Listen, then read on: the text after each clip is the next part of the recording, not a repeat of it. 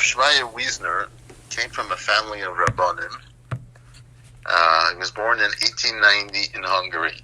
And he learned in the Pressburg Yeshiva, where he got smicha, and he became a Rav in Munich, Germany, before the war.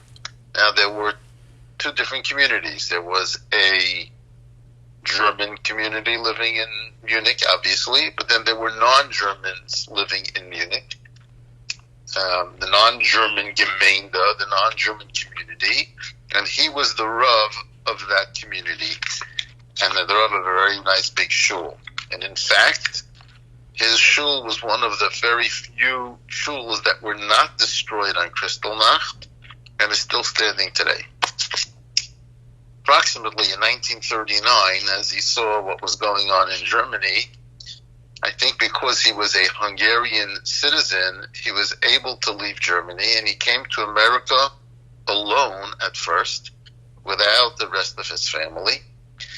And he, looked around for things that to enable his family to come over, and he bought the house at 1424 49th Street, which was the house he lived in, and which became the shul Yeshua.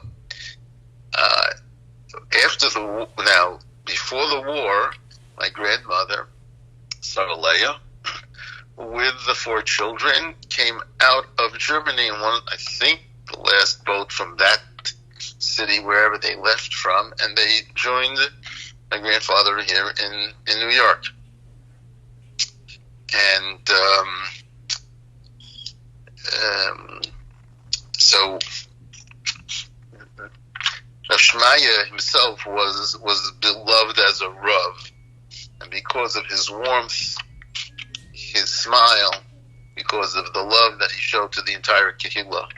Now, you as a grandson of his son, Zeb Rav Shmaya, if you can just imagine the warmth and smile of your grandfather, but then add to that Talmid Chacham, who was a Rav of an entire community, and that was Rav Shmaya.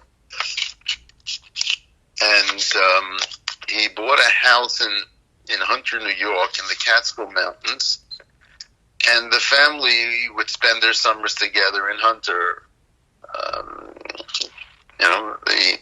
The Freidmans and the Schiffers and the Wiesners and the Perlows would spend, plus others. Now, it should be also another thing that's interesting. The shul on 1424 49th Street had 3 floors. And when the war was over and some relatives came, their first stop was to basically live in that house.